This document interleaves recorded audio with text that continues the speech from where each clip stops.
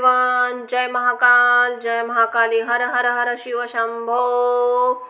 शिव महापुराण कथा। हर हर शिव शंभो। सारे मनोरथ पूर्ण करने वाली कथा। कोटि रुद्र संहिता भाग 4। जय हो भोलेनाथ की जय हो। हर हर शिव शंभो की। ओम नमः शिवाय। श्री शिवाय नमस्तुभ्यम।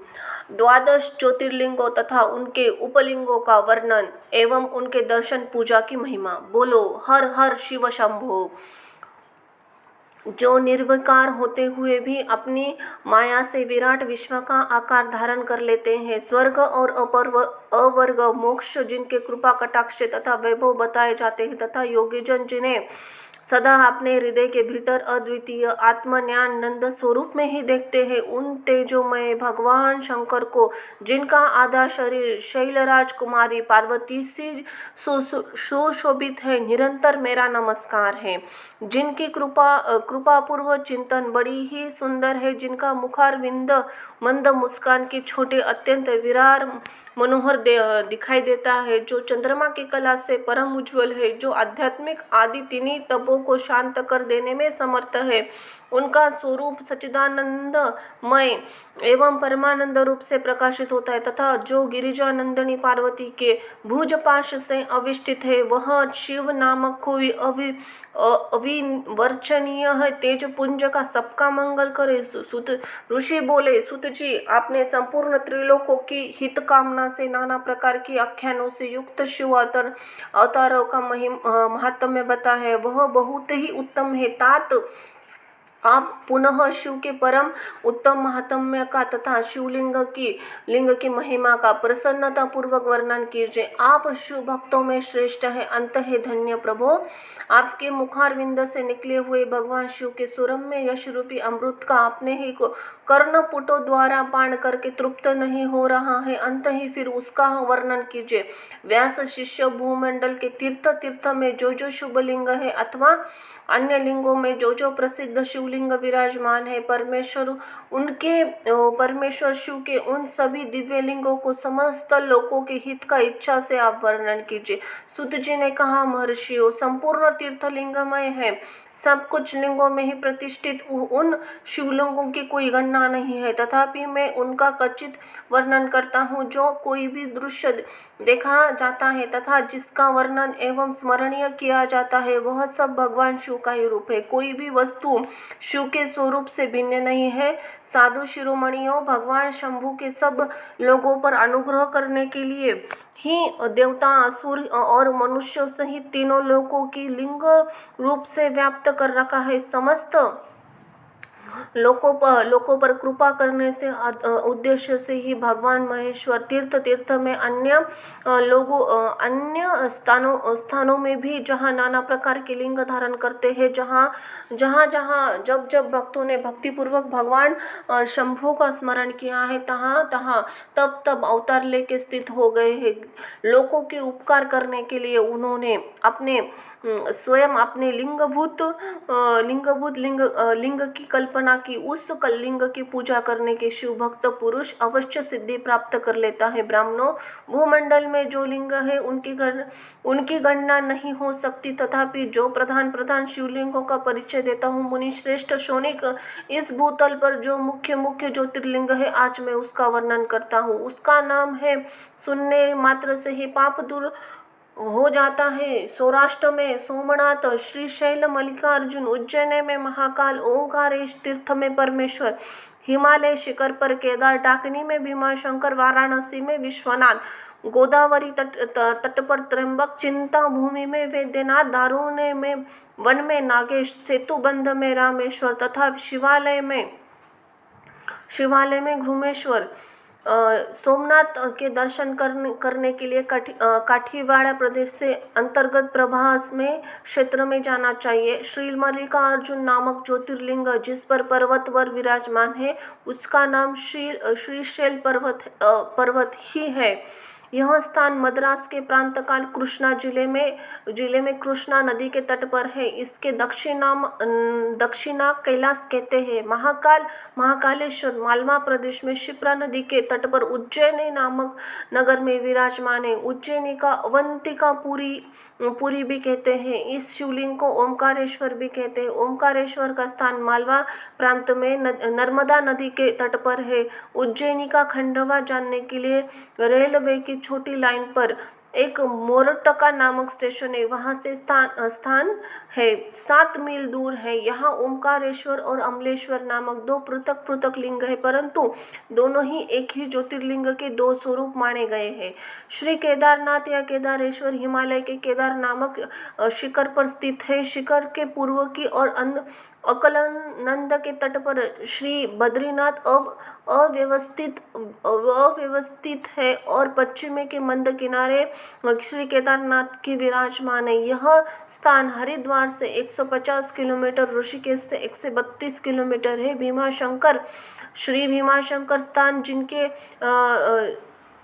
स्थान बंबई से पूर्व और पूना से उत्तर नदी के उगम स्थान जहाँ सह्य पर्वत है। यह स्थान लोगी के रास्ते जाने पर नासिक से लगभग 100 किलोमीटर मील है। यहाँ सह्य के पर्वत के किनारे उस शिखर का नाम जहाँ ज्योतिर्लिंगों का प्राचीन मंदिर है डाकिनी है, उसे अनुपम होता है। यह डाकिनी भूतों का निवास है।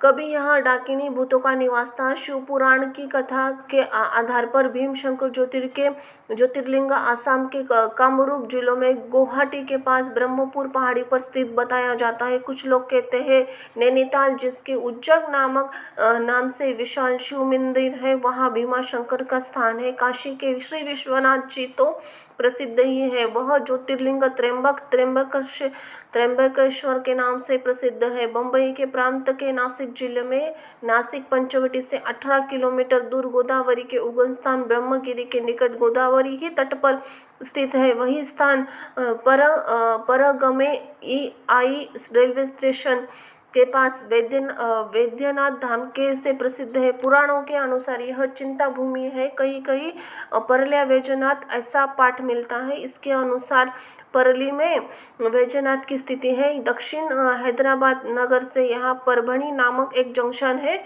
वहाँ से ये परली तक एक ब्रांच लाइन बनाई है। परली स्टेशन से थोड़ी दूर पर परली गांव के निकट श्री वैजनाथ नामक ज्योतिर्लिंग है। नागेश नामक ज्योतिर्लिंग का स्थान बड़ौदा राज्य के अंतर्गत गोमती द्वार से ईशान्य को में 13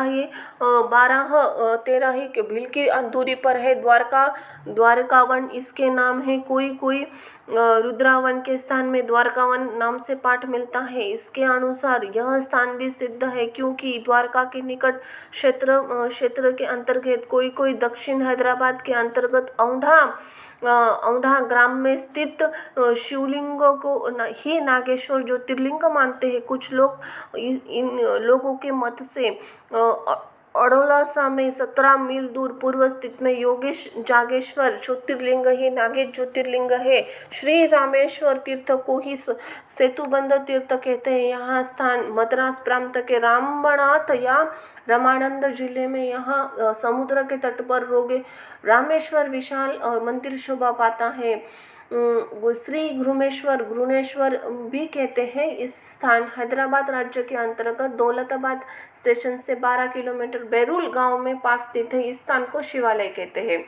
जो स्मरण करे, जो प्रातःकाल उठकर इन 12 नामों का पाठ करता है, वह सब कुछ पापों से मुक्त होकर सिद्धियों का फल प्राप्त कर लेता है। मुनीश्वरों, जिस मनोरथों को पाने की इच्छा रखते हैं, श्रेष्ठ मनुष्य इन 12 नामों का पाठ करें, वे इस लोक में परलोक में इस मनोरथ को अवश्य प्राप्त कर लेंगे। जो शुद्ध अंतकरण वाले पुरुष निष्काम भाव से इस नामों का पाठ करेंगे, उन्हें भी कभी माता के गर्भ में निवास नहीं करना पड़ेगा। इन सब के पूजन मात्र से यह लोक में समस्त वरलोक में लोगों के दुख का नाश हो जाता है। परलोक में उन्हें अवश्य मोक्ष प्राप्त होता है। इन 12 ज्योतिर्लिंगों नैवेद्य यज्ञ पूर्वक ग्रहण करना खाना चाहिए। ऐसा करने से वाले पुरुष उसके सारे पाप क्षण भर जलकर भस्म हो जाते हैं। यह मैंने ज्योतिर्लिंगों के दर्शन पूजन का फल बताया। अब ज्योतिर्लिंगों के उपलिंगों के बारे में बताए जाते हैं। मुनीश्वरों, ध्यान देकर सुनो।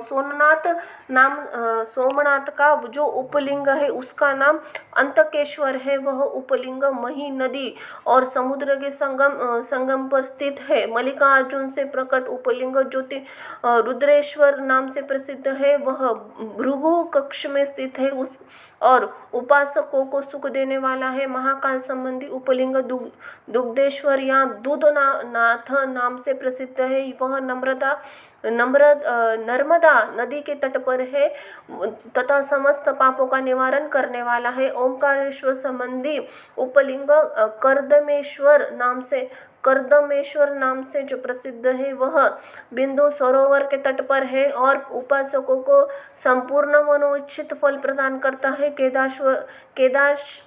केदारेश्वर संबंधी उपलिंग भूतेश्वर के नाम से प्रसिद्ध है और यमुना तट पर स्थित है। जो लोग उसका दर्शन पूजन करते हैं उसके बड़े बड़े पापों का निवारण करने वाला बताया गया है। भीमाशंकर सहित उपलिंग भीमेश्वर के नाम से प्रसिद्ध है। वह सह्य पर्वत पर ही स्थित है। वह और महान बल की वृद्धि करने वाला है। नागेश्वर संबंधी उपलिंग का नाम भूतेश्वरी है। वह मल्लिका सरस्वती के तट पर स्थित है और दर्शन करने मात्र से सभी पापों का हर लेता है। रामेश्वर के प्रकट हुए उपलिंगों गुप्तेश्वर, गुरुमेश्वर से प्रकट किए हुए उपलिंगों व्याघ्रेश्वर कहा गया है। ब्राह्मणों, इस प्रकार यहाँ मैंने ज्योतिर्लिंगों उपलिंगों का परिचय दिया। यो दर्शन मात्र से पापहारी तथा संपूर्ण अभिविष्टों के दाता है। मुनिवरों, ये मुख्य तो प्राप्त किए हुए प्रधान शिवलिंग बताए गए हैं। अब अन्य प्रमुख शिवलिंगों का वर्णन सुनो। बोलो हर हर हर हर हर हर शिव शिव शिव शिव शंभो। जय महाकाल, जय महाकाली। काशी के आदि के विभिन्न लिंगों का वर्णन तथा अत्रीश्वर की उत्पत्ति के प्रसंग में गंगा शिव के अत्रि के तपोवन में नित्य निवास करने की कथा। ओम नमः शिवाय। श्री शिवाय नमस्तुभ्यम। सूत जी कहते हैं, मुनीश्वरों, गंगा जी के तट पर मुक्तिदायिनी काशीपुरी में सुप्रसिद्ध है। वह भगवान शिव के निवास स्थली मानी गई है। उसे शिवलिंग मई समझना चाहिए। इतना कहकर सूत जी ने काशी में अविमुक्त कृति वासेश्वर, तिल भांडेश्वर, द्वादश मेध आदि, गंगा सागर आदि के संगमेश्वर, भूतेश्वर, नारेश्वर, वटुकेश्वर, पुरेश्वर, सिद्धिनाथेश्वर, दूरेश्वर, श्रृंगवेश्वर, वैजनाथ, जंपेवेश्वर, गोपेश्वर, रंगेश्वर, वामेश्वर, नागेश, कामेश और विमलेश्वर, प्रयाग ब्रह्मेश्वर, सोमनाथ, भारतेश्वर, शूलटकेश्वर, माधेश तथा अयोध्या के नागेश और आदि प्रसिद्ध शिवलिंगों का वर्णन अत्रीश्वर की कथा के प्रसंग में बताया गया कि अत्रि पत्नी अनुसया गंगा जी के अनुसया पर कृपा करके गंगा जी वहाँ पधारती। अनुसया के गंगा जी के सदा वहाँ निवास करने के लिए प्रार्थना की। तब गंगा जी ने कहा, अनुसये, यदि तुम 1 वर्ष तक की हुई शंकर जी की पूजा और पति सेवा का फल मुझे दे दो तो मैं देवों का उपकार करने के लिए यहाँ सदा ही स्थित रहूंगी। पतिव्रत का दर्शन करने से मेरे मन को जैसी प्रसन्नता होती है वैसे दूसरे उपाय उसे नहीं होती। सती अनुसये, यह मैंने तुमसे सच्ची बात कही है। पतिव्रत का सती का दर्शन करने से मेरे पापों का नाश हो जाता है और मैं विशेष शुद्ध होती हूँ, क्योंकि पतिव्रता नारी पार्वती के समान पवित्र है। अंत ही यदि तुम जगत का कल्याण करना चाहती हो और लोकहित के लिए मेरी मांगी हुई वस्तु मुझे देती हो तो मैं अवश्य यहाँ स्थित रूप से निवास करूंगी। सूत जी कहते हैं, मुनियों, गंगा जी की यह बात सुनकर पतिव्रता अनुसया ने वर्ष भर का वह सारा पुण्य उन्हें दे दिया। अनुसया के पति संबंधी उस महान कर्म को देखकर भगवान महादेव जी प्रसन्न हो गए और पार्थिव लिंग से तत्काल प्रकट होकर उन्होंने साक्षात दर्शन दिया। शंभू जी कहते हैं, साध्वी अनुसये, तुम्हारा यह कर्म देखकर मैं बहुत प्रसन्न हूँ। प्रिय पतिव्रते, वर मांगो, क्योंकि तुम मुझे बहुत ही प्रिय हो। उस समय दोनों पति पत्नी अद्भुत सुंदर आकृति एवं पंचरूप आदि से युक्त भगवान शिव को वहां प्रकट हुआ देख के विस्मित हुए। उन्होंने हाथ जोड़कर और स्तुति करके बड़े ही भक्ति भाव से भगवान शंकर का पूजन किया और उन्होंने लोक कल्याणकारी शिव से कहा, ब्राह्मण दंपति बोले, देवेश्वर, यदि आप प्रसन्न है और जगदम्बा गंगा भी प्रसन्न है तो आप तपोवन में निवास कीजिए और समस्त लोगों के सुखदायक के लिए हो जाइए। तब गंगा और शिव दोनों ही प्रसन्न हो उस स्थान पर जहाँ ऋषि शिरोमणि रहते हैं प्रतिष्ठित हो गए और इन्हीं शिव का नाम वहाँ अत्रीश्वर हुआ। बोलो हर हर हर शिव शंभो, जय महाकाल जय महाकाली। ऋषि का पर भगवान शिव की कृपा एक असुर से उसके धर्म की रक्षा करने के लिए आश्रम में नंदिकेश नाम से निवास करना और वर्ष भर में एक दिन गंगा का भी वहाँ आना। हर हर शिव शंभो, जय महाकाल जय महाकाली। श्री शिवाय नमस्तुभ्यम, जय जय सिया राम की। तदनंतर श्री सुत ने जब बहुत से शिवलिंगों के कथा प्रसंग सुना दिए तब ऋषियों ने पूछा, महामते सूत जी, वैशाख शुक्ल सप्तमी के दिन गंगा जी नर्मदा में कैसे आई, इसका विशेष रूप से वर्णन कीजिए। वह महादेव जी का नाम नंदिकेश्वर कैसे हुआ, इस बात को भी प्रसन्नता पूर्वक बताइए। सूत जी ने कहा, महर्षियों, एक ब्राह्मणी थी जिसका नाम ऋषिका था। वह किसी ब्राह्मण की पुत्री थी और ब्राह्मणों को ही विधि पूर्वक ब्याही गई थी। विप्रवरो, यद्यपि वह द्विज पत्नी, उत्तम व्रत का पालन करने वाली, तथापि अपने पूर्व जन्म के किसी अशुभ कर्म से प्रभाव से बाल वैधव्य प्राप्त हो गई। तब वह ब्राह्मण पत्नी ब्रह्मचर्य व्रत के पालन में तत्पर हो पार्थिव पूजन पूर्वक अत्यंत कठोर तपस्या करने लगी। उस समय उस अवसर पर आकर मूढ़ नाम से एक दुष्ट और बलवान असुर, जो मायावी था, काम बाण से पीड़ित होकर वहां आया। वह अत्यंत सुंदरी कामनी को तपस्या करते देख वह असुर उसे नाना प्रकार के लोभ दिखाता हुआ उसके साथ संभोग की याचना करने लगा। मुनीश्वर, परंतु उत्तम व्रत का पालन करने तथा शिव के ध्यान में तत्पर रहने वाली साध्वी नारी काम भाव से उस पर दृष्टि न डाल सकी। तपस्या में लगी हुई उस ब्राह्मणी ने उस असुर का सम्मान नहीं किया, क्योंकि वह अत्यंत तपोनिष्ठ शिव ध्यान परायणा थी। उस कृशांगनी युवती से तिरस्कार हो दैत्यराज मूर ने उसके ऊपर क्रोध प्रकट किया और अपना विकट रूप दिखाया। उसके बाद दुष्ट आत्मा ने भयदायक दुर्वचन कहा, उस ब्राह्मण पत्नी को बारंबार त्रास देना आरंभ किया। उस समय उसके भय से थरा उठी और उन्हें बार बार स्नेहपूर्वक शिव शिव पुकारने लगी। उस त्ववंगी द्विज पत्नी ने भगवान शिव का पूर्णतया आश्रय ले रखा था। शिव का नाम जपने वाली वह नारी अत्यंत विह्वल होकर अपने धर्म की रक्षा करने के लिए भगवान शंभु की शरण में गई। तब शरणागत की रक्षा, सदाचार की प्रतिष्ठा तथा उस ब्राह्मणी को आनंद प्रदान करने के लिए भगवान शिव वहाँ प्रकट हो गए। भक्तवत्सल परमेश्वर शंकर ने उस काम विहल दैत्यराज मूढ़ को तत्काल भस्म कर दिया और ब्राह्मणी की और कृपा दृष्टि से देखकर भक्त की रक्षा के लिए दत्तचित्त हो वर मांगो। महेश्वर ने यह वचन सुनकर उस साध्वी ब्राह्मण पत्नी ने उस आनंदजनक मंगल स्वरूप का दर्शन किया। फिर सबको सुख देने देने वाले परमेश्वर शंभु को प्रणाम करके शुद्ध अनंत अंत करने वाली उस साध्वी ने हाथ जोड़कर मस्तक झुकाकर उनकी स्तुति की। ऋषिका बोली, देव देव महादेव शरणागत वत्सल, आप दीन बंधु है, भक्तों की सदा रक्षा करने वाले ईश्वर है। आपने मूढ़ नामक असुरों से मेरी धर्म की रक्षा की है, क्योंकि आपके द्वारा यह दुष्ट असुर मारा गया। ऐसा करने से आपने संपूर्ण जगत की रक्षा की है।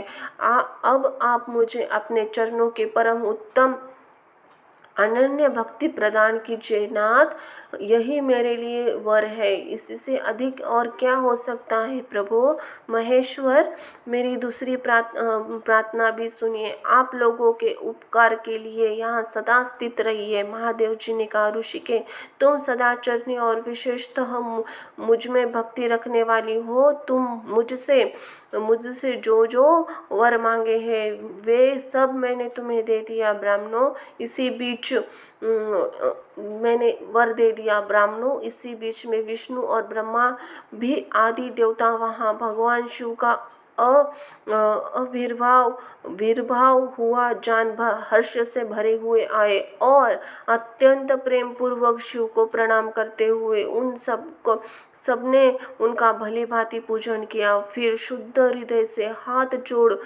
मस्तक झुकाकर उनकी स्तुति भी की। इसी समय साध्वी देवी नदी गंगा उसी ऋषिकेश से उसके भाग्य की सराहना करते हुए प्रसन्न चित्त हो बोली। गंगा ने कहा, ऋषिके, वैशाख मास में के एक दिन यहाँ रहने के लिए मुझे भी तुम्हें एक वचन देना चाहिए। उस दिन मैं भी इस तीर्थ में निवास करना चाहती हूँ। सूत जी कहते हैं, महर्षियों, गंगा जी की यह बात सुनकर उत्तम व्रत का पालन करने वाली सती साध्वी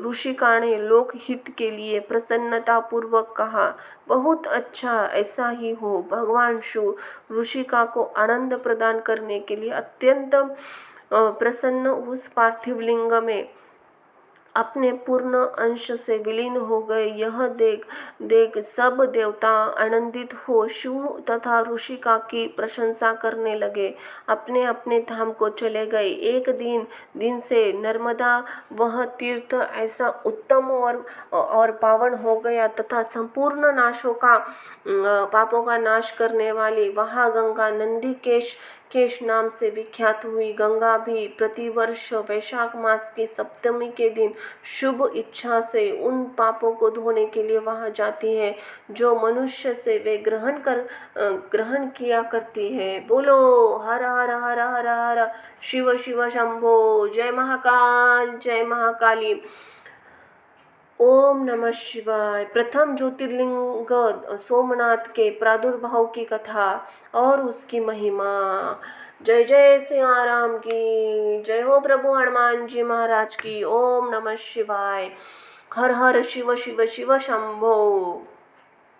तदनंतर कपिला नगर के कालेश्वर, रामेश्वर आदि की महिमा बताते हुए सूत जी ने समुद्र के तट पर स्थित गोकर्ण क्षेत्र में शिवलिंगों की महिमा का वर्णन किया। फिर महाबल नामक शिवलिंग का अद्भुत महात्म्य सुनकर अन्य बहुत से शिवलिंगों की विचित्र महात्म्य कथा का वर्णन करने के लिए पाश्चात ऋषि के योग के पूछने पर वे ज्योतिर्लिंगों का वर्णन करने लगे।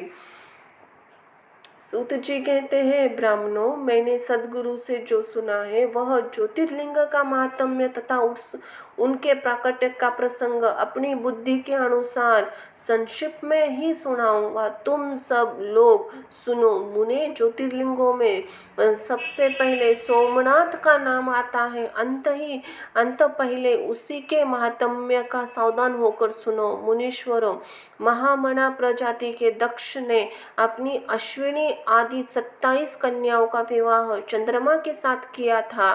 चंद्रमा को स्वामी के रूप में पाकर वे दक्ष कन्याएं विशेष शोभा पाने लगी तथा चंद्रमा भी उनके पत्नी के रूप में पाकर निरंतर सुशोभित होने लगी। उन सब पत्नियों में जो रोहिणी नामक पत्नी थी, वह एकमात्र वही चंद्रलोक को जितना प्रिय थी उतनी दूसरी कोई पत्नी कदापि भी प्रिय नहीं हुई। इसी से दूसरी स्त्रियों को बड़ा दुख हुआ। वे सब अपने पिता के शरण में गए। वहां जाकर उन्होंने जो भी दुख था उसे पिता को निवेदन किया। द्विजो वह सब सुनकर दक्ष भी दुखी हो गया और चंद्रमा के पास आकर शांतिपूर्वक बोले। दक्ष ने कहा, कलानिधे, तुम निर्मल कुल में उत्पन्न हुए हो। तुम्हारे आश्रय में रहने वाली जितनी स्त्रियां हैं उन सब के प्रति तुम्हारे मन में न्यूनाधिक भाव क्यों है? तुम किसी से अधिक और किसी से कम प्यार क्यों करते हो? अब तक जो किया सो किया, अब आगे फिर ऐसा कभी ऐसा विषमता पूर्वक बर्ताव तुम्हें नहीं करना चाहिए, क्योंकि उसे नरक देने वाला बताया गया है। सूत जी ने कहा, सूत जी कहते हैं, महर्षि हो, अपने दामाद चंद्रमा से स्वयं ऐसी प्रार्थना करने प्रजापति दक्ष घर को चले गए। प्रार्थना करके प्रजापति दक्ष घर को चले गए। उन्हें पूर्ण निश्चय हो गया था कि अब फिर आगे ऐसा नहीं होगा, पर चंद्रमा ने प्रबल भावी से विवश होकर उनकी सारी बात नहीं मानी। वे रोहिणी में इतने आसक्त हो गए थे कि दूसरी किसी पत्नी का भी आदर नहीं करते थे। इस बात को सुनकर दक्ष दुखी हो गए। फिर स्वयं आकर चंद्रमा को उत्तम नीति से समझाने तथा न्यायोचित बर्ताव के लिए प्रार्थना करने लगे। दक्ष बोले, चंद्रमा सुनो, मैं पहले अनेक बार तुमसे प्रार्थना कर चुका हूँ, फिर भी तुमने मेरी बात नहीं मानी। इसीलिए आज मैं तुम्हें शाप देता हूँ कि तुम्हें क्षय रोग हो जाए। सूत जी कहते हैं, दक्ष के इतना कहते ही क्षण भर में चंद्रमा क्षय रोग से ग्रस्त हो गए। उनके क्षीण होते ही उस समय सभी और महान हाहाकार मच गया। सब देवता और ऋषि कहने लगे कि हाय हाय, अब मुझे क्या करना चाहिए? चंद्रमा के कैसे ठीक होंगे? इस मुने इस प्रकार दुख में पड़कर वे सब लोग विहीन हो गए। चंद्रमा, इंद्र आदि सब देवताओं तथा ऋषियों की अपनी अवस्था सूचित की। तब इंद्र आदि देवताओं तथा वशिष्ठ आदि ऋषि ब्रह्मा जी को शरण में गए।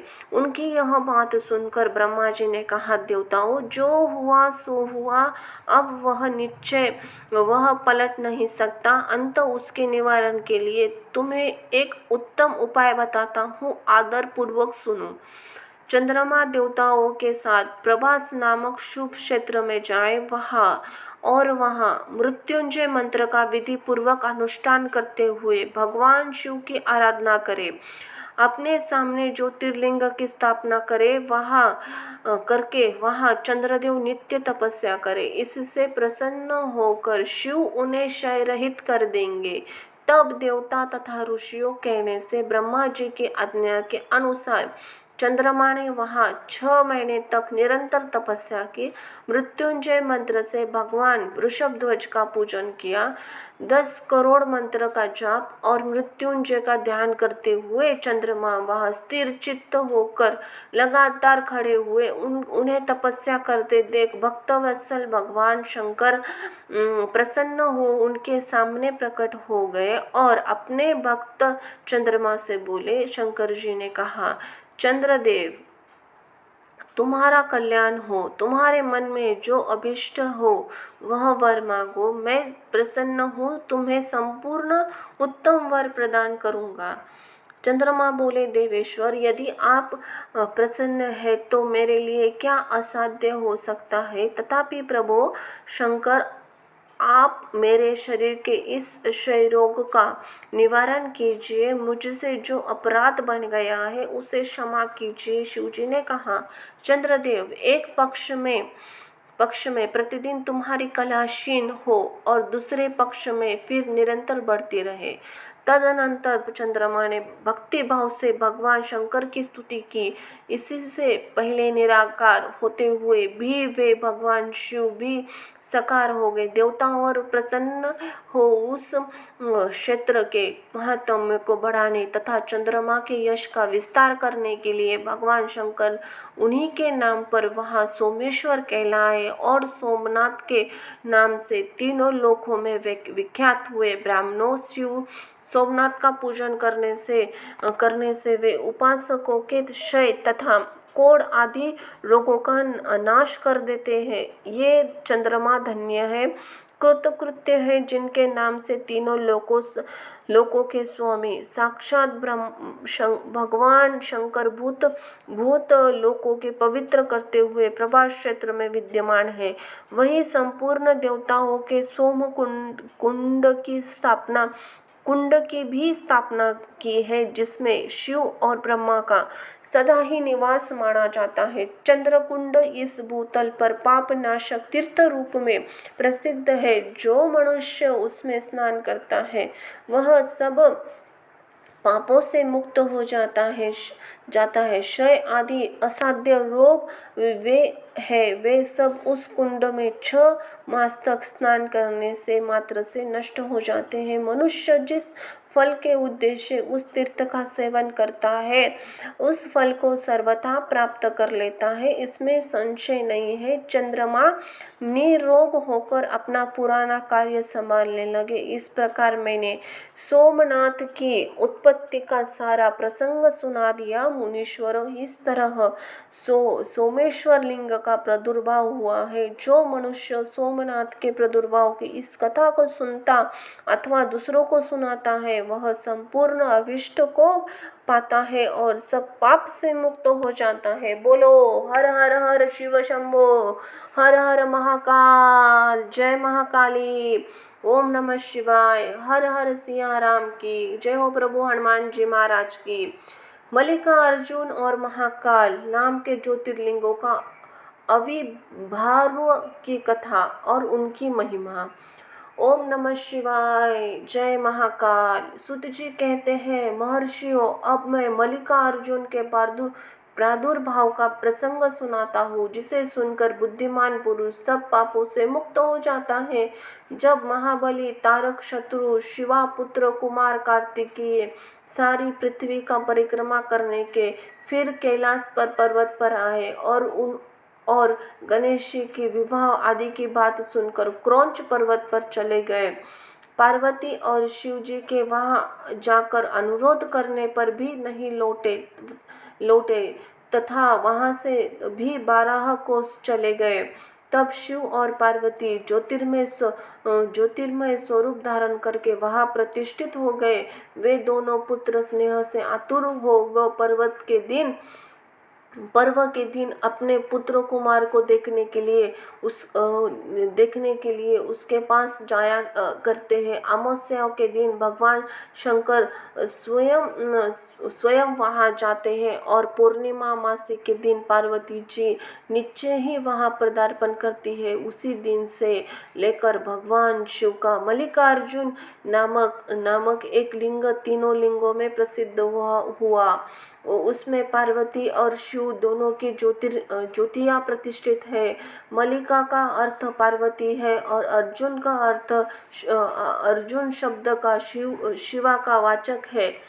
उस लिंग का जो दर्शन करता है वह समस्त पापों से मुक्त हो जाता है, संपूर्ण अभिष्टों को प्राप्त कर लेता है, इसमें संशय नहीं है। इस प्रकार मल्लिकार्जुन नामक द्वितीय ज्योतिर्लिंग का वर्णन किया, जो दर्शन मात्र से लोगों के लिए सब प्रकार का सुख देने वाला बताया गया है। ऋषियों ने कहा, प्रभु अब आप विशेष कृपा करके तीसरे ज्योतिर्लिंग का वर्णन कीजिए। सूत जी ने कहा, ब्राह्मणों, मैं धन्य हूँ, कृतकृत्य हूँ, जो आप महानों का संग मुझे प्राप्त हुआ। साधु पुरुषों का संग निश्चय ही धन्य है। अंततः मैं आपका सौभाग्य समझकर पाप नाशिनी परम पाविनी दिव्य कथाओं का वर्णन करता हूँ। तुम लोग आदर पूर्वक सुनो। अवंती नाम से प्रसिद्ध एक रमणीय नगरी है जो समस्त देहधारी योग को मोक्ष प्रदान करने वाली है। वह भगवान शिव को बहुत ही प्रिय है, परम पुण्यमयी लोकपावनी है। उस पुरी में एक श्रेष्ठ ब्राह्मण रहते थे जो शुभ कर्म पारायण, वेदों के स्वाध्याय में संलग्न तथा वैदिक कर्मों के अनुष्ठान में सदा तत्पर रहने वाले थे। वे घर में अग्नि की स्थापना करके प्रतिदिन अग्निहोत्र करते थे, शिव की पूजा में सदा तत्पर रहते थे। वे ब्राह्मण देवता प्रतिदिन पार्थिव शिवलिंग बनाकर उसकी पूजा किया करते थे। वेद प्रिय नामक वे ब्राह्मण देवता समग्र ज्ञान जर्न में लगे रहते थे। इसीलिए उन्होंने संपूर्ण कर्मों का फल पाकर वह सद्गति प्राप्त कर ली थी जो संतों के ही सुलभ होती है। उनके शिव पूजा पारायण से 4 तेजस्वी पुत्र थे जो माता पिता सद्गुणों में कम नहीं थे। उनके नाम देवप्रिय, प्रियमेधा, सुकृत और सुव्रत थे। उनके सुखदायक गुण वहाँ सदा बढ़ने लगे। उनके कारण अवंती नगरी ब्रह्म तेज से परिपूर्ण हो गई थी। उसी समय रत्नमाल पर्वत पर दूषण नामक एक धर्मद्वेषी असुर ने ब्रह्मा जी से वर पाकर वेद धर्म और तथा धर्माओं पर आक्रमण किया। अंत में उसने सेना पाकर अवंती उज्जैन के ब्राह्मणों पर भी चढ़ाई कर दी। उसी आज्ञा से 4 भयानक दैत्य चारों दिशाओं में प्रलय अग्नि के समान प्रकट हो गए, परंतु वे शिव विश्वासी ब्राह्मण बंधु उनसे डरे नहीं। जब नगर के ब्राह्मण बहुत घबरा गए तब उन्होंने उनको आश्वासन देते हुए कहा, आप लोग भक्तवत्सल भगवान शिव शंभो शंकर पर भरोसा रखें। योग कहकर शिवलिंग का पूजन करके वे भगवान शिव का ध्यान करने लगे। इतने में ही सेना सहित दूषण ने आकर उन ब्राह्मणों को देखा और कहा, इन्हें मार डालो, बांध डालो। वेद प्रिय के पुत्र उन ब्राह्मणों के उस समय उस दैत्य की कही हुई बात नहीं सुनी, क्योंकि वे भगवान शंभु के ध्यान मार्ग में स्थित थे। उस दुष्ट आत्मा दैत्य ने जो ही भगवान ब्राह्मणों को मारने की इच्छा की, त्यों ही उनके द्वारा पूजित पार्थिव लिंग में स्थान में बड़ी भारी आवाज से एक साथ ही एक गड्ढा प्रकट हो गया।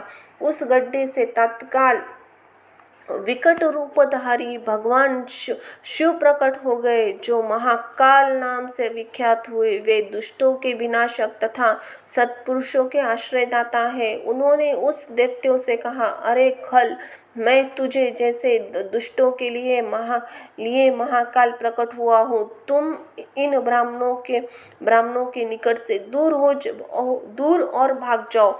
ऐसा कहकर महाकाल शंकर ने सेना सहित दूषण को अपने हुंकार मात्र से तत्काल भस्म कर दिया। कुछ सेना उनके द्वारा मारी गई और कुछ भाग में खड़ी हुई। परमात्मा शिव ने दूषण का वध कर डाला, जो सूर्य को देखकर संपूर्ण अंधकार को नष्ट हो जाता है। उसी प्रकार भगवान शिव को देखकर उनकी सारी सेना अदृश्य हो गई। देवताओं धुमधुमनियाँ बज उठी और आकाश से फूलों की वर्षा होने लगी। उन ब्राह्मणों को आश्वासन दे सुप्रसन्न हुए स्वयं महाकाल महेश्वर शिव ने उनसे कहा, तुम लोग वर मांगो। उनकी यह बात सुनकर वे ब्राह्मण हाथ जोड़ भक्ति भाव से भली भांति प्रणाम करके नतमस्तक हो बोले। द्विज ने कहा, महाकाल महादेव, दुष्टों को दंड देने वाले प्रभु शंभो, शंभो आप हमें संसार सागर से मोक्ष प्रदान करें। शिव आप जन साधारण की रक्षा के लिए सदा ही यही रहे। प्रभो शंभो आप अपना दर्शन करने वाले मनुष्यों सदा उद्धार करें। सुध जी कहते हैं महर्षियों उनके ऐसा कहने पर उन्हें सद्गति दे। भगवान शिव अपने भक्तों की रक्षा के लिए उस परम सुंदर गड्ढे में स्थित हो गए। वे ब्राह्मण मोक्ष पा गए और चारों ओर की एक एक कोस भूमि लिंग स्वरूप भगवान शिव का स्थल बन गई। वे शिव भूतल पर महाकालेश्वर नाम से विख्यात हुए। ब्राह्मणों उनका दर्शन करने से स्वप्न में भी किसी दुख नहीं होता और जिस कामना को भी लेकर उस लिंग की उपासना करता है उसे वह अपना मनोरथ प्राप्त हो जाता है तथा परलोक में मोक्ष मिलता है। बोलो हर हर हर हर शिव शिव शंभो। जय महाकाल जय महाकाली आदि शक्ति आदि नारायणी उदय उदय। महाकाल के महात्म्य प्रसंग में शिव भक्त राजा चंद्रसेन तथा गोप बालक श्री करकी की कथा। बोलो महाकाल की जय। जय जय सिया राम की जय हो। प्रभु हनुमान जी महाराज की सीताराम जय हो। शिव शंभो। सूत जी कहते हैं ब्राह्मणों भक्तों की रक्षा करने वाले महाकाल नामक ज्योतिर्लिंग का महात्म्य भक्ति भाव को बढ़ाने वाले है। उसे आदर पूर्वक सुनो। उज्जैनी में चंद्रसेन नामक एक महान राजा थे जो संपूर्ण शास्त्रों के तत्वज्ञ शिव भक्त और जितेंद्र इंद्रिय थे। शिव के पार्षदों में प्रधान तथा सर्वलोक वंदित मणिभद्र जी राजा चंद्रसेन के सखा हो गए। एक समय उन्होंने राजा प्रसन्न होकर उन्हें चिंतामणि नामक महामणि प्रदान की जो कौस्तुभ मणि तथा सूर्य के समान दीप्तिमान थी। वह देखने सुनने अथवा ध्यान करने पर भी मनुष्य निश्चय ही मंगल प्रदान करती थी। भगवान शिव के आश्रित रहने वाले राजा चंद्रसेन उस चिंतामणि को कंठ में धारण करके जब सिंहासन पर बैठते थे तब देवताओं में सूर्य नारायण की भांति उनकी शोभा होती थी। नृपश्रेष्ठ चंद्रसेन के कंठ में चिंतामणि शोभा देती है। यह सुनकर समस्त राजाओं में मन में उस मणि के प्रति लोभ की मात्रा बढ़ गई और वे क्षुब्ध रहने लगे। तदनंतर वे सब राजा चतुर्रागिणी सेना के साथ आकर युद्ध में चंद्रसेन को जीतने के लिए उद्यत हो गए। वे सब परस्पर मिल गए थे और उनके साथ बहुत सैनिक थे। उन्होंने आपस में संकेत और सलाह करके आक्रमण किया और उज्जैनी के चारों द्वार को घेर लिया। अपनी पुरी को संपूर्ण राजाओं द्वारा घिरी हुई देख राजा चंद्रसेन उन्हीं भगवान महाकालेश्वर के शरण में गए और मन को संदेह रहित करके दृढ़ निश्चय के साथ उपवास पूर्वक दिन रात अनन्य भाव से महाकाल की आराधना करने लगे। उसी दिनों में श्रेष्ठ नगर में कोई ग्वालियन रहती थी और जिसके एकमात्र पुत्र था। वह विधवा थी और उज्जैन में बहुत दिनों से रहती थी।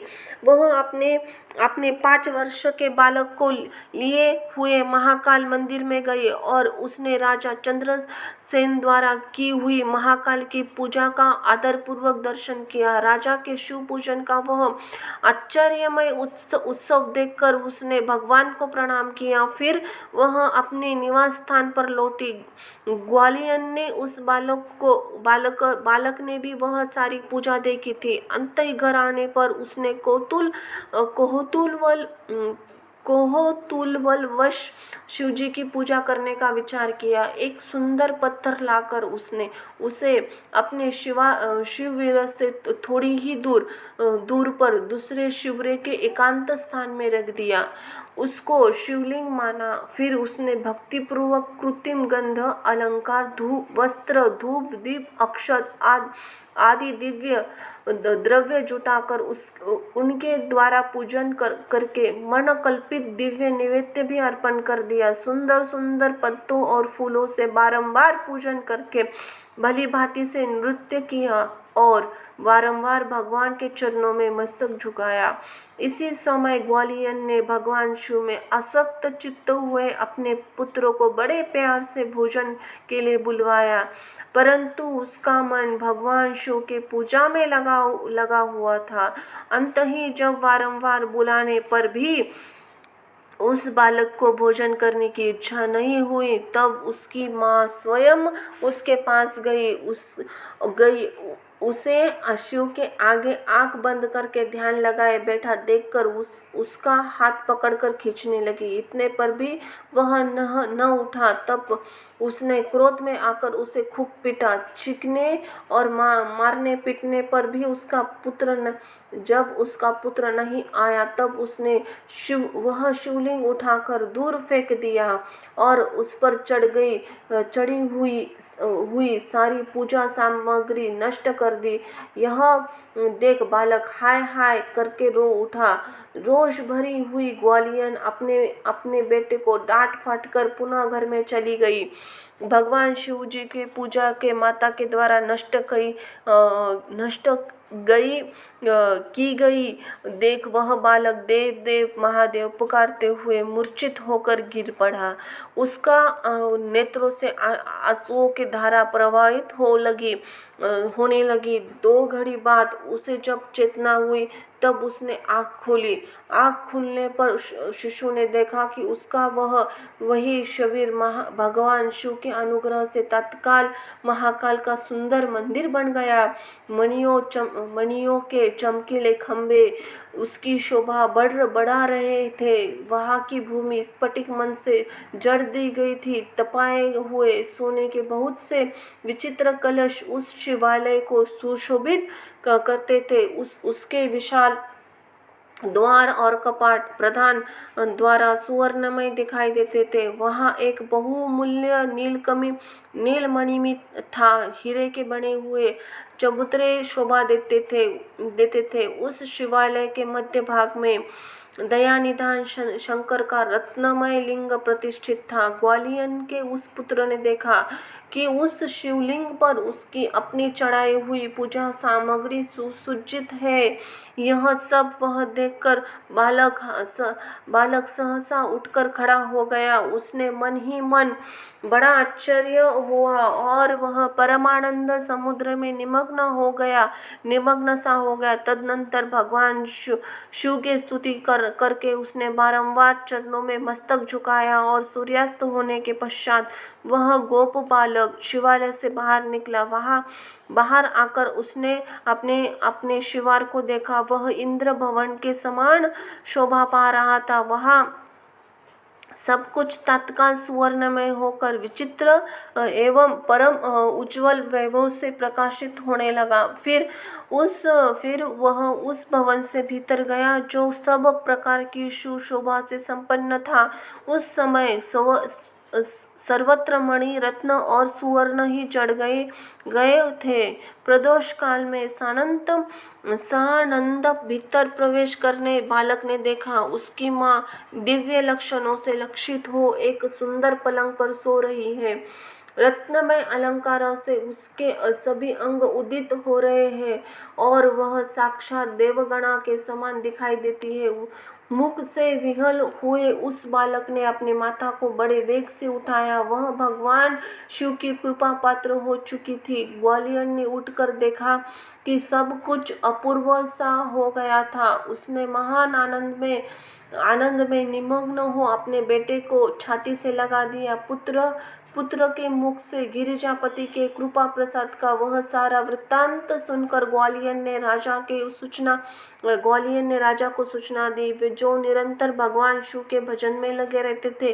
राजा अपना नियम पूरा करके रात में सहसा वहां आए और ग्वालियन ने पुत्र का वह प्रभाव जो शंकर जी के संतुष्ट करने वाला था देखा। मंत्रियों और पुरोहित सहित राजा चंद्रसेन वह सब कुछ देख परमानंद समुद्र में डूब गए और नेत्र प्रेमाश्रु के आंसू बहाते हुए प्रसन्नता पूर्वक शिव नाम का कीर्तन करते हुए ब्राह्मणों उस बालक को हृदय से लगा लिया। ब्राह्मणों उस समय वहाँ बड़ा भारी उत्सव होने लगा। सब लोग आनंद विभोर होकर महेश्वर नाम का यथा यश का कीर्तन करने लगे और इस प्रकार शिव का यह अद्भुत महात्म्य देखने से पूर्ववासियों को बड़ा हर्ष हुआ और इसके चर्चा में वह सारी रात एक क्षण में समान व्यतीत हो गई। युद्ध के लिए नगर में चारों ओर से घेरकर खड़े हुए राजा ने भी प्राप्त काल अपने गुप्तचरों के मुख से वह सारा अद्भुत चरित्र सुना। उसे सुनकर सब आश्चर्य से चकित हो गए और वहां आए हुए सब नरेश एकत्र हो आपस में इस प्रकार बोले, ये राजा चंद्रसेन बड़े भारी शिव भक्त है, अंत ही एवं इन पर विजय पाना कठिन है। ये सर्वथा निर्भय होकर महाकाल की नगरी उज्जैन का पालन करते हैं, जिसकी पुरी के बालक भी ऐसे शिव भक्त है। वे राजा चंद्रसेन तो महान शिव भक्त ही है। इन्हीं के साथ विरोध करने से निश्चय ही भगवान शिव क्रोधित करेंगे और इनके क्रोध से हम सब लोग नष्ट हो जाएंगे। अंत ही इन नरेश का साथ हमें मेल मिलाप कर लेना चाहिए। ऐसा होने पर महेश्वर हम पर कृपा करेंगे, हम पर भी बड़ी कृपा करेंगे। सूत जी कहते हैं, ब्राह्मणों, ऐसा निश्चय करके शुद्ध हृदय वाले उन सब भूपालों ने हथियार डाल दिए। उनके मन से वैर भाव निकल गया। वे सभी राजा अत्यंत प्रसन्न हो चंद्रसेन की अनुमति ले महाकाल के उस रमणीय नगरी के भीतर गए। वहाँ उन्होंने महाकाल का पूजन किया। फिर वे सब उस ग्वालियन के महान अद्भुत अवभूतपूर्ण दिव्य सौभाग्य की भूरी भूरी प्रशंसा करते हुए उनके घर पधार गए। वहां राजा चंद्रसेन ने आगे बढ़कर उनका स्वागत सत्कार किया। वे बहुमूल्य आसन पर बैठे और आश्चर्यचकित एवं आनंदित हो गए। गोप बाल के ऊपर कृपा करने के लिए स्वतः प्रकट हुए शिवालय और शिवलिंगा दर्शन करने उस सब राजाओं ने अपनी उत्तम बुद्धि भगवान शिव के चिंतन में लगाई। तदनंतर उन सारे नरेश ने भगवान शिव की कृपा प्राप्त करने के लिए उस गोप शिशु को बहुत सारी वस्तुएं प्रसन्नता पूर्वक भेंट दी। संपूर्ण जनपदों में जो बहुसंख्य गोप थे उन सब का उन्होंने उसी बालकों को बना दिया। इसी समय समस्त देवताओं से पूजित परम तेजस्वी वानरराज हनुमान जी भी वहां प्रकट हुए। उन्होंने आते ही सब राजा बड़े वेग से उठकर खड़े हुए। उन सब ने भक्ति भाव से विनम्र होकर मस्तक झुकाया। राजाओं से पूजित हो वानरराज हनुमान जी उन सब के बीच में बैठे और उस गोप बालकों को हृदय से लगाकर उन नरेश की ओर देखते हुए बोले, राजाओं, तुम सब लोग तथा दूसरे देहधारी भी मेरी बात सुने। इससे तुम लोगों को भला होगा। भगवान शिव के सिवा देहधारियों के लिए दूसरी कोई गति नहीं है। यही बड़े सौभाग्य की बात है कि गोप बालकों ने शिव जी का पूजा का दर्शन करने उसकी प्रेरणा ली। बिना मंत्र के भी शिव का पूजन करने उन्हें पा लिया। गोप वंश की कीर्ति बढ़ाने वाला यह बालक भगवान शंकर का श्रेष्ठ भक्त है। इस लोक में संपूर्ण भोगों का उपभोग करके अंत में यह मोक्ष प्राप्त कर लेगा। इस वंश परंपरा के अंतर्गत 8वीं पीढ़ी में महायशवी नंद उत्पन्न होंगे, जिन्होंने यहाँ साक्षात भगवान नारायण उनके पुत्र रूप में प्रकट हो श्री कृष्ण नाम से प्रसिद्ध होंगे। आज से यह गोप कुमार इस जगत में श्रीकर के नाम से विशेष ख्याति प्राप्त होगी। सूत जी कहते हैं, ब्राह्मणों ऐसा कहकर अंजनी नंदन शिव स्वरूप वानर राज हनुमान जी समस्त राजाओं तथा महाराज चंद्रसेन की भी कृपा दृष्टि से देखा। तदनंतर उन्होंने उस बुद्धिमान गोप बालक श्रीकर को बड़ी प्रसन्नता के साथ शिव उपासना के उस अत्याचार व्यवहार का उपदेश दिया जो भगवान शिव के बहुत प्रिय है। इसके बाद परम प्रसन्न हुए हनुमान जी चंद्रसेन और श्री कर्क से विदा ले उन सब राजाओं के देखते देखते वही अंतर्धान हो गए। वे सब राजा हर्ष में भरकर सम्मानित हो महाराज चंद्रसेन की आज्ञा ले जैसे आए थे वैसे ही लौट गए। महातेजस्वी श्रीकर भी हनुमान जी का उपदेश पाकर धर्मज्ञ ब्राह्मणों के साथ शंकर जी की उपासना करने लगा। महाराज चंद्रसेन और गोप बालक श्रीकर दोनों ही बड़ी प्रसन्नता के साथ महाकाल की सेवा करते थे। उनकी आराधना करके उन दोनों में परम पद प्राप्त कर लिया था। इस प्रकार महाकाल नामक शिवलिंग सत्पुरुषों का आश्रय है। भक्तवत्सल शंकर दुष्टों पुरुषों का सर्वथा हवन करने वाला है। यह परम पवित्र रहस्यमय आख्यान कहा गया है जो सब प्रकार के सुख देने वाले है। यह शिव भक्ति को बढ़ाने तथा स्वर्ग की प्राप्ति करने वाला है। बोलो हर हर शिव शंभो। जय सिया राम की जय हो। प्रभु हनुमान जी महाराज की, अंजनी सूत हनुमान जी की जय हो। विंध्य की तपस्या और ओमकार में परमेश्वर लिंग के प्रादुर्भाव और उसकी महिमा का वर्णन। बोलो हर हर शिव शंभो। जय महाकाल जय महाकाली। सर्व मंगल मांगल्ये शिवे सर्वार्थ साधिके शरण्ये त्र्यंबके गौरी नारायणी नमस्तुते। बोलो आदि शक्ति आदि नारायणी उदे उदे। बोल माया अम्बे जगदम्बे। जय महाकाल। ऋषियों ने कहा, महाभाग सूत जी, आपने अपने भक्तों की रक्षा करने वाले महाकाल नामक शिवलिंग की बड़ी अद्भुत कृपा सुनाई है। अब कृपा करके चौथे ज्योतिर्लिंग का परिचय दीजिए। ओमकार तीर्थ में सर्व पातकहारी परमेश्वर का जो ज्योतिर्लिंग है उसके आविर्भाव की कथा सुनाइए। सूत जी बोले, महर्षियों, ओमकार तीर्थ में परमेश्वर सज्ञक ज्योतिर्लिंग जिस प्रकार प्रकट हुआ वह बताता हूँ, प्रेम से सुनो। एक समय की बात है, भगवान नारद मुनि गोकर्ण नामक शिव के समीप जा बड़ी भक्ति के साथ उनकी सेवा करने लगे। कुछ काल के बाद वे मुनि श्रेष्ठ वहाँ गिरिराज विंध्य पर आए और विंध्य ने वहाँ बड़ी आदर के साथ उनका पूजन किया। मेरे यहाँ सब कुछ है कि कभी किसी बात की कमी नहीं है। इस भाव को मन में लेकर विंध्याचल नारद जी के सामने खड़े हो गया। उसकी वह अभिमानी भरी बात सुनकर अहंकार नाशक नारद मुनि लंबी सांस खींचकर चुपचाप खड़े हो गए। यह देख विंध्य पर्वत ने पूछा, आपने मेरे यहाँ कौन सी कमी देखी है? आपके इस तरह लंबी सांस खींचने का क्या कारण है? नारद जी ने कहा, भैया, तुम्हारे यहाँ सब कुछ है, फिर भी मेरू पर्वत तुमसे भी बहुत ऊंचा है।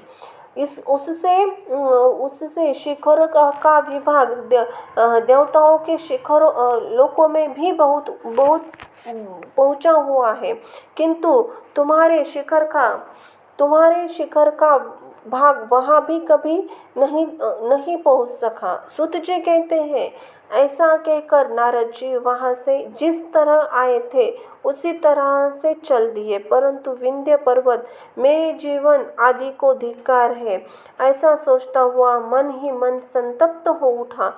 अच्छा, अब मैं विश्वनाथ शंभु के भगवान शंभु की आराधना पूर्वक तपस्या करूँगा, ऐसा हार्दिक निश्चय करके वह भगवान शंकर के शरण में गया। तदनंतर जहाँ साक्षात ओमकार की स्थिति है वहाँ प्रसन्नता पूर्वक जाकर उसने शिव की पार्थिव मूर्ति बनाई और 6 मास तक निरंतर शंभु की आराधना करके शिव के ध्यान में तत्पर वह अपनी तपस्या से स्थान से हिला तक नहीं। विंध्याचल की ऐसी तपस्या देखकर पार्वती पति प्रसन्न हो गए। उन्होंने विंध्याचल को अपना वह स्वरूप दिखलाया जो योगियों के लिए भी दुर्लभ है। वे प्रसन्न हो उस समय उससे बोले, विंध्य तुम मनोवांछित वर मांगो, मैं भक्तों के अभिष्ट वर देने वाला हूँ और तुम्हारी तपस्या से प्रसन्न हूँ। विंध्य बोला, देवेश्वर शंभो, आप सदा ही भक्तवत्सल है, यदि आप मुझ पर प्रसन्न है तो मुझे वह अभिष्ट बुद्धि प्रदान कीजिए जो अपने कार्यों को सिद्ध करने वाली हो। भगवान शंभु ने वह उत्तम वर दे दिया और कहा, पर्वतराज विंध्य, तुम जैसा चाहो वैसा करो। इसी समय देवता तथा निर्मल अंत करने वाले ऋषि वहां आए और शंकर जी की पूजा करने के लिए बोले, प्रभु आप वहाँ स्थिर रूप से निवास करें। देवताओं की यह बात सुनकर परमेश्वर शिव वहाँ प्रसन्न हो गए और लोगों को सुख देने के लिए उन्होंने सहर्ष वैसा ही किया। वहाँ जो एक ही ओकार लिंग था वह 2 स्वरूप में विभक्त हो गया। प्रणव में जो सदाशिव थे वे ओमकार नाम से विख्यात हुए और जो पार्थिव मूर्ति में जो शिव ज्योति प्रतिष्ठित हुई उसकी परमेश्वर संज्ञा हुई। परमेश्वर को ही अमलेश्वर भी कहते हैं। इसी प्रकार ओमकार और परमेश्वर ये दोनों शिवलिंग भक्तों को अभिष्ट फल प्रदान करने वाली है। उस समय देवताओं और ऋषियों ने उन दोनों लिंगों की पूजा और भगवान वृषध्वज को संतुष्ट करने के लिए अनेक वर प्राप्त किए। तत्पश्चात देवता अपने अपने स्थान को गए और विंध्याचल भी अधिक प्रसन्नता का अनुभव करने लगा।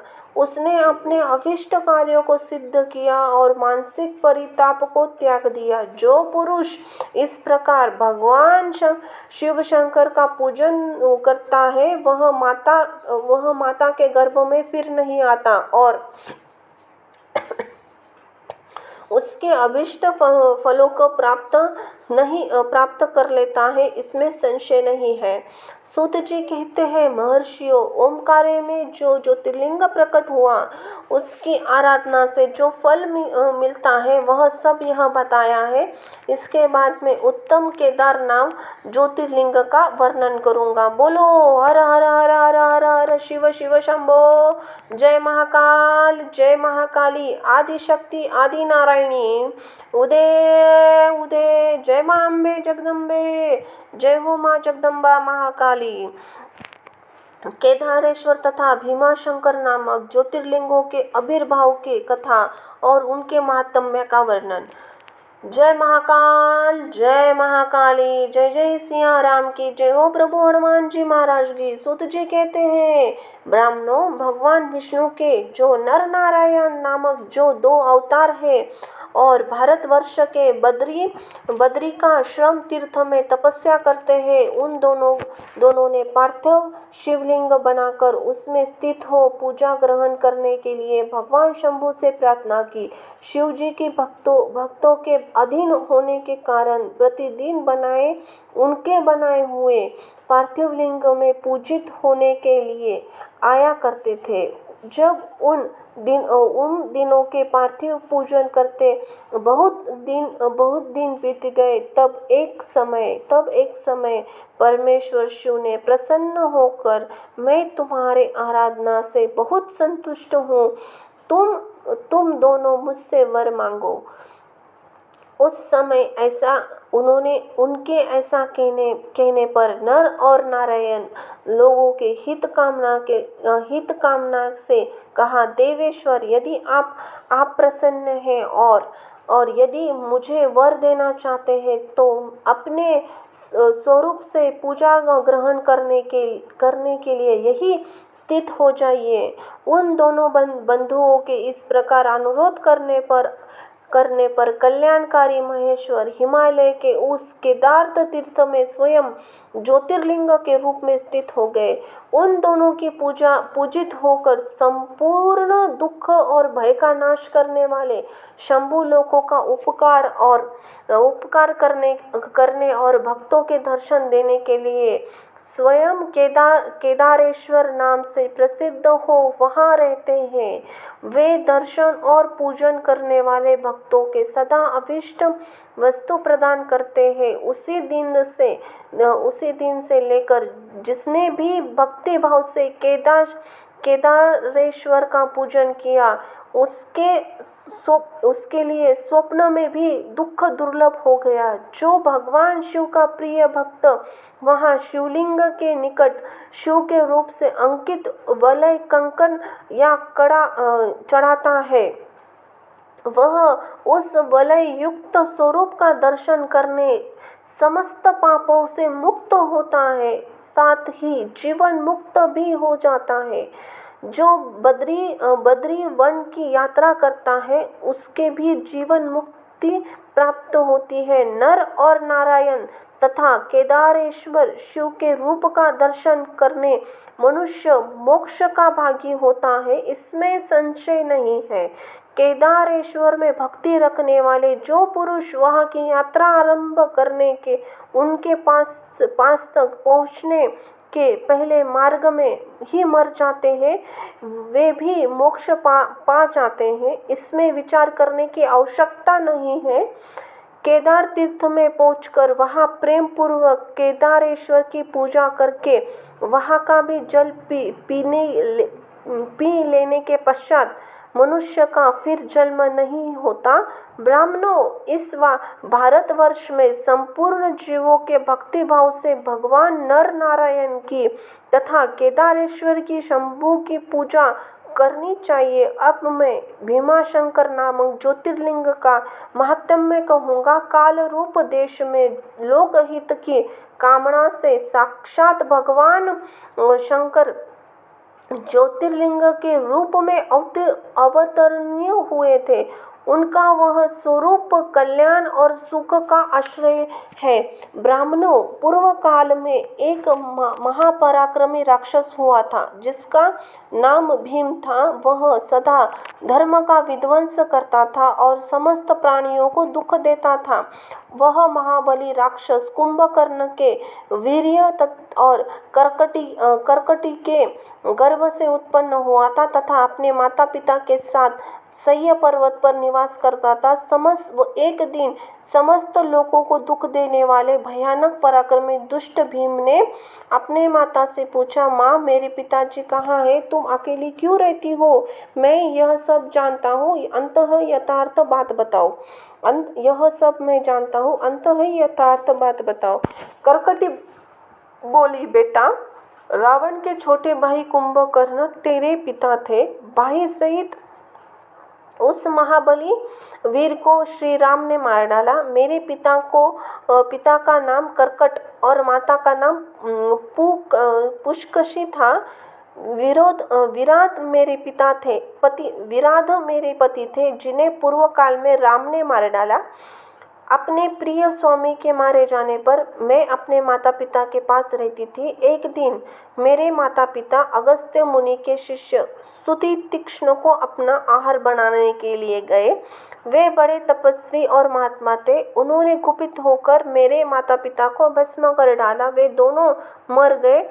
तब से मैं अकेली होकर बड़े दुख के साथ इस पर्वत पर रहने लगी। मेरा कोई भी अवलंबन नहीं रह गया। मैं असहाय और दुख से आतुर होकर यहाँ निवास करती थी। इसी समय महान बल पराक्रम से संपन्न राक्षस कुंभकर्ण, जो रावण के छोटे भाई थे, यहाँ आए। उन्होंने बलात् मेरे साथ सभागम किया। फिर वे मुझे छोड़कर लंका चले गए।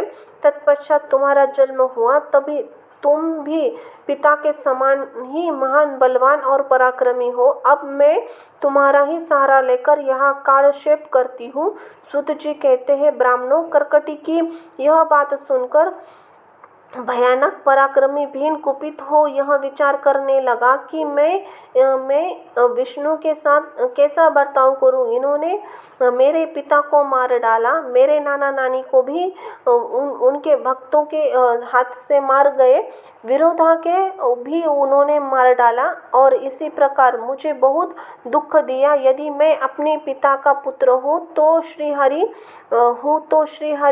को अवश्य पीड़ा दूंगा। ऐसा निश्चय करके भीम महान तप करने के लिए चला गया। उसने ब्रह्मा जी की प्रसन्नता के लिए 1000 वर्ष तक महान तप किया। तपस्याओं के साथ साथ वह मन ही मन इष्ट देव का भी ध्यान करता था। तब लोक पितामह ब्रह्मा उसे वर देने के लिए लिए गए और इस प्रकार बोले। ब्रह्मा जी ने कहा, भीम, मैं तुम पर प्रसन्न हूँ, तुम्हारी जो इच्छा हो उसके अनुसार वर मांगो। भीम बोले, देवेश्वर कमलासन, यदि आप मुझ पे प्रसन्न हैं और मुझे वर देना चाहते हैं तो आज मुझे ऐसा बल दीजिए जिसकी कहीं तुलना न हो। सूत जी कहते हैं, ऐसा कहकर उस राक्षस ने ब्रह्मा जी को नमस्कार किया और ब्रह्मा जी भी उस अभिष्ट वर देकर भी अपने धाम को चले गए। ब्रह्मा जी के अत्यंत बल पाकर राक्षस अपने घर को आया और माता को प्रणाम करके शीघ्रता पूर्वक बड़े गर्व से बोला, माँ, अब तुम मेरा बल देखो। मैं इंद्र और देवताओं को इनकी सहायता करने वाले श्री हरि का महान संहार कर डालूंगा। ऐसा कहकर भयानक पराक्रमी भीम ने पहले इंद्र आदि देवताओं को जीता और उन सबको अपने अपने स्थान से निकालकर बाहर कर दिया। तदनंतर देवताओं की प्रार्थना से उनका पक्ष लेने वाले श्रीहरि को भी उसने युद्ध में हराया। फिर प्रसन्नता पूर्वक पृथ्वी को जीतना आरंभ किया। सबसे पहले वह कामरूप देश के राजा सुदक्षिणों को जीतने के लिए गया। वहां राजा के साथ उसका भयंकर युद्ध हुआ। दुष्ट असुर भीम ने ब्रह्मा जी के लिए वह दिए हुए वर प्रभाव से शिव के आश्रित रहने वाले महावीर महाराज सुदक्षिण को परास्त कर दिया और सब सामग्रियों सहित उनका राज्य तथा सर्वस्व अपने अधिकार में कर लिया। भगवान शिव के प्रिय भक्त, धर्म प्रेमी, परम धर्मात्मा राजा को उसने कैद कर लिया और उनके पैरों में बेड़ी डालकर उन्हें एकांत स्थान में बंद कर दिया। वहां उन्होंने भगवान की प्रीति के लिए शिव की उत्तम पार्थिव मूर्ति बनाकर भगवान की प्रीति के लिए शिव की उत्तम पार्थिव मूर्ति बनाकर उन्हीं का भजन और पूजन आरंभ कर दिया। उन्होंने बारंबार गंगा जी की स्तुति की और मानसिक स्नान करके पार्थिव पूजन की विधि से शंकर जी की पूजा संपन्न की। विधि पूर्वक भगवान शिव का ध्यान करके वे प्रणव युक्त पंचाक्षर मंत्र ओम नमः शिवाय का जाप करने लगे। तो अब उन्हें दूसरा कोई काम करने के लिए अवकाश नहीं मिलता था। उन दिनों उनकी साध्वी पत्नी राजवल्लभा दक्षिणा प्रेम पूर्वक पार्थिव पूजन किया करती थी। वे दंपति अनन्य भाव से भक्तों का कल्याण करने वाले भगवान शिव का भजन करते थे और प्रतिदिन उनकी आराधना में तत्पर रहते थे। इधर वह राक्षस वर के अभिमान से मोहित हो यज्ञ कर्म आदि धर्म आदि सब धर्मों का लोप करने लगा और सबसे कहने लगा, तुम लोग सब कुछ मुझे ही दे दो। महर्षियों, दुरात्मा राक्षसों की बहुत सी सेना साथ ले उसने सारी पृथ्वी को अपने वश में कर लिया। वह वेदों, शास्त्रों, स्मृतियों और पुराणों में बताए गए धर्म का लोप करने शक्तिशाली होने के कारण सबका स्वयं ही उपभोग करने लगा। तब सब देवता तथा ऋषि अत्यंत पीड़ित हो महाकोशी के तट पर गए और शिव का अंतर आराधना करके स्वतंत्र करने लगे। उनके इस प्रकार से स्तुति करने पर भगवान शिव अत्यंत प्रसन्न हो देवताओं से बोले, देवगण तथा महर्षियों, मैं प्रसन्न हूँ, वर मांगो, तुम्हारा कौन सा कार्य सिद्ध करूं। देवताओं बोले, देवेश्वर आप अंतर्यामी है, अंत ही सबके मन की सारी बातें जानते हैं, आपसे कुछ भी अज्ञात नहीं है। प्रभो महेश्वर, कुंभकर्ण से उत्पन्न कर्कटिक का बलवान पुत्र राक्षस भीम ब्रह्मा जी के दिए हुए वर से शक्तिशाली हो देवताओं को निरंतर पीड़ा दे रहा है। अंत ही आप इस दुखदायी राक्षस का नाश कर दीजिए, हम पर कृपा कीजिए, विलंब न कीजिए।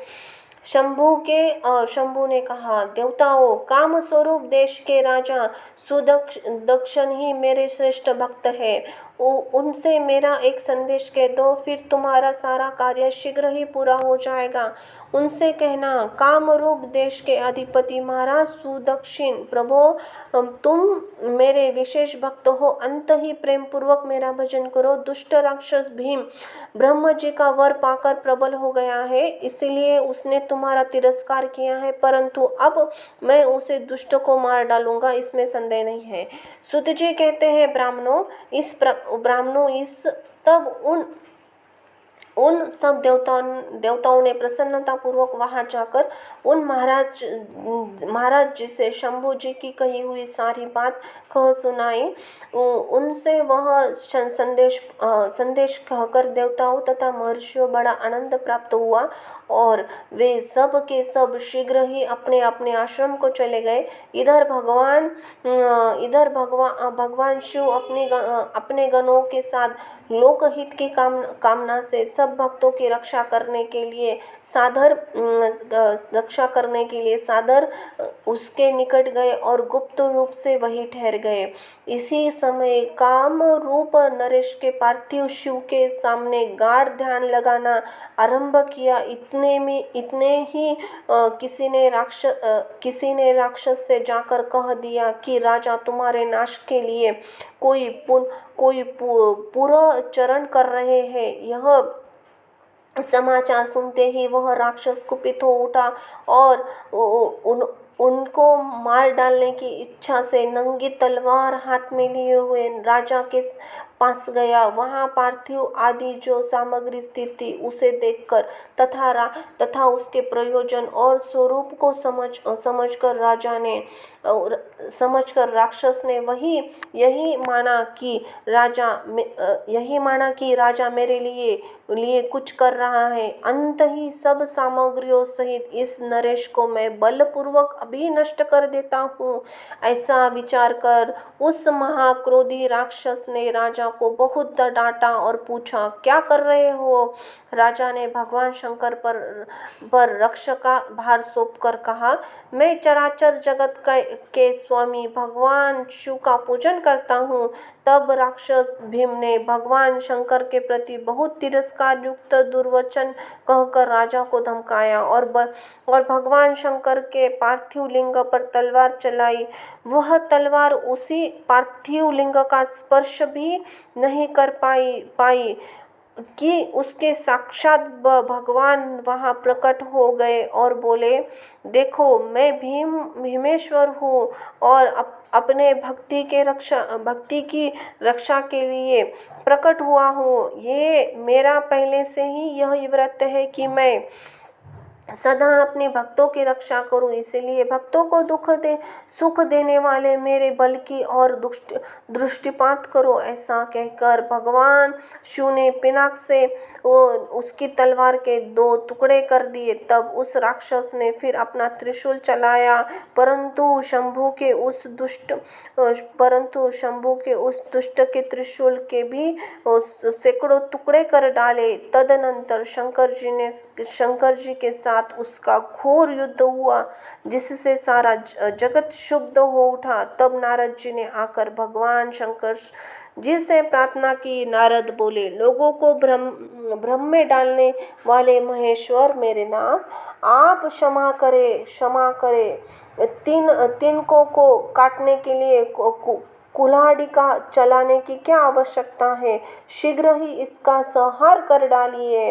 नारद जी के इस प्रकार प्रार्थना करने पर भगवान शंभु ने हुंकार मात्र से उस समय समस्त राक्षसों को भस्म कर डाला। मुने सब देवताओं देखते देखते शिव जी के उन राक्षसों को दंड कर डाला। तदनंतर भगवान शंकर जी की कृपा से इंद्र और समस्त देवता मुनीश्वर को शांति मिली और तथा संपूर्ण जगत स्वस्थ हुआ। उस समय देवताओं, विशिष्ट मुनियों भगवान शंकर जी से प्रार्थना की प्रभु आप यहाँ लोगों को सुख देने के लिए सदा निवास करें। यह देश नंदित माना गया है, यहाँ आने वाले लोगों का प्राय दुख ही प्राप्त होता है, परंतु आपका दर्शन करने से यह सबका कल्याण होगा। आप भीमा शंकर के नाम से विख्यात होंगे और सबके संपूर्ण मनोरथ की सिद्धि करेंगे। आपका यह ज्योतिर्लिंग सदा पूजनीय और समस्त आपत्तियों का निवारण करने वाला होगा। सूत जी कहते हैं, ब्राह्मणों, उन्हीं की इस प्रकार प्रार्थना करने पर लोकहितकारी एवं भक्तवत्सल परम स्वातंत्र्य शिव प्रसन्नता पूर्वक वही स्थित हो गए। बोलो हर हर हर हर शिव शंभो। जय महाकाल, जय महाकाली, आदि शक्ति, आदि नारायणी, उदय उदय। जय हो मां अम्बा जगदम्बा, जय हो सिया राम की, जय हो प्रभु हनुमान जी महाराज की। धन्यवाद।